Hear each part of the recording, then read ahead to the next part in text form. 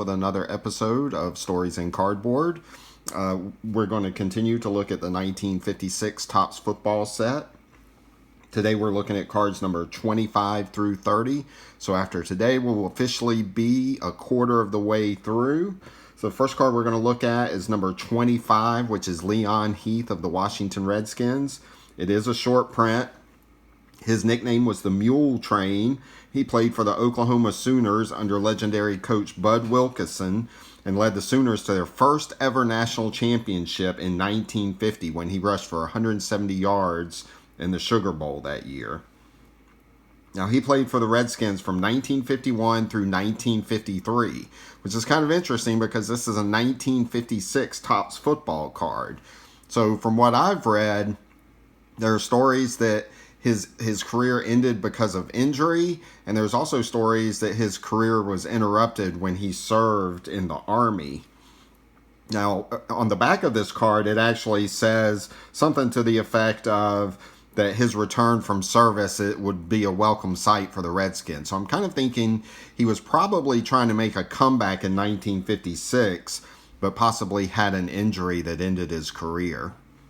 Now, he also has football cards from the 1951, 1952, and 1953 Bowman sets.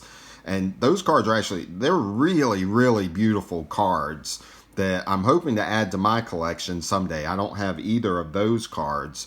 Now, the 52 and the 53 have the same image. It's a repeated image. But I really especially love those two cards because of the dark maroon color of the Redskins jersey against the green background. They're stunning cards. So I'm really hoping to add those to my collection at some point. Now, the next card we have is card number 26, which is the San Francisco 49ers team card. So I'm going to do something a little bit different with this card. I'm going to go ahead and show it, but I'm going to make a standalone video for this card. There's just some interesting facts about this card and some of the players on this card. And there's one player in particular on this card who I almost never hear anything about, but I want to give a little bit of extra time talking about this guy. So I'll put that out shortly in my next video. So that's going to be a little bit of a cliffhanger there for you guys. Hopefully it won't be too long before I put that out. And then next we have card number 27, which is Dick Flanagan. He served in World War II, which that's what I love about these sets from the 50s. You find a lot of guys who actually served their country, and I just find that fascinating. Now, he was drafted by the Chicago Bears, and ultimately he played 8 years in the NFL playing for both the Detroit Lions and the Pittsburgh Steelers.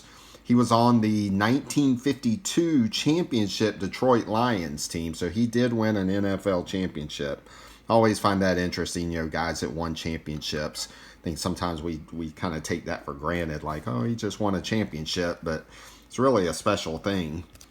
Now, the next card, maybe one of my favorite images of all football cards.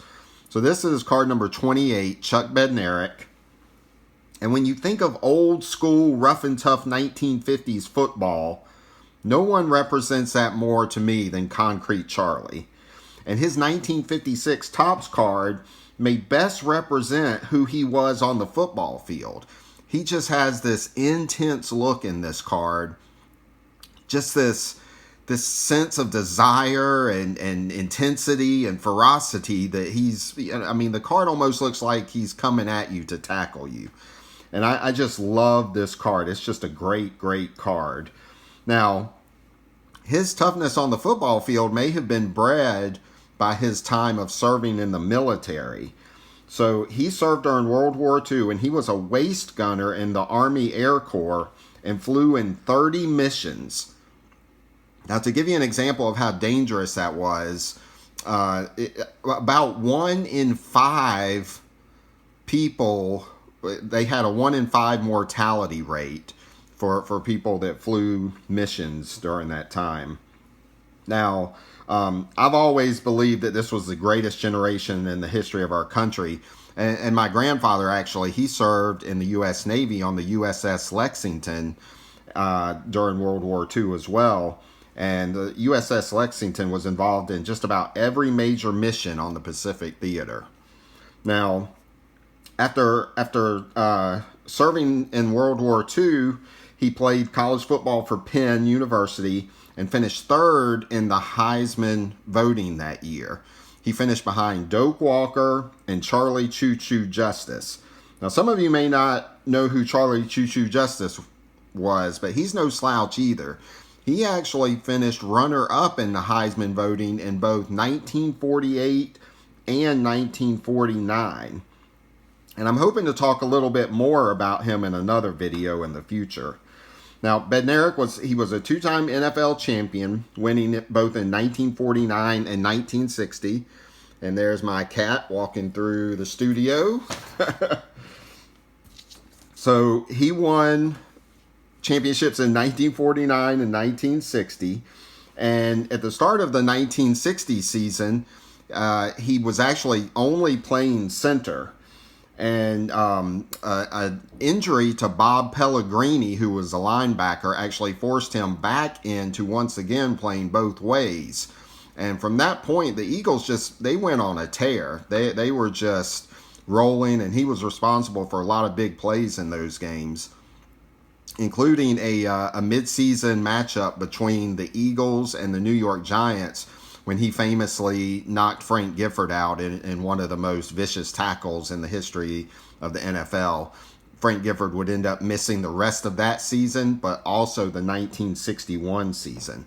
And this all culminated in the Eagles winning the 1960 NFL championship when Chuck Bednarik made the saving tackle on Jim Taylor at the end of that game.